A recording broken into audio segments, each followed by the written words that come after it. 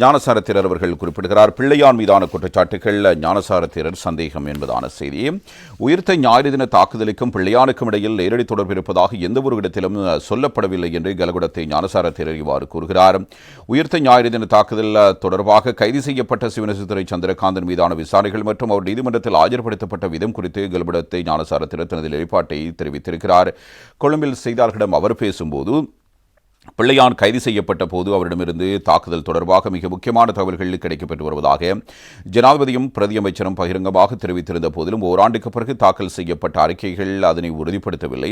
குறிப்பாக குற்றப்புலனாய்வு திணைக்களம் சமர்ப்பித்த பி அறிக்கையில் உயிர்த்த ஞாயிறு தின தாக்குதலுக்கும் பிள்ளையானுக்கும் இடையில் நேரடி தொடர்பு இருப்பதாக எந்தவொரு விடயமும் உள்ளடக்கப்படவில்லை என்பதை தேரர் சுட்டிக்காட்டுகிறார். மட்டக்களப்பு சிறையில் இருந்தபோது ஷஹ்ரான் ஹாஷிமின் குழுவினருக்கும் பிள்ளையானுக்கும் இடையில் தொடர்புகள் ஏற்படுத்தப்பட்டதாக ஆசாத் மௌலானா குற்றச்சாட்டுகளை முன்வைத்தார். தற்போது நீதிமன்றத்தில் சமர்ப்பிக்கப்பட்டுள்ள உத்தியோகபூர்வ ஆவணங்களில் இத்தகைய தகவல்கள் ஏன் இடம்பெறவில்லை என கேள்வி எழுப்பியிருக்கிறார்.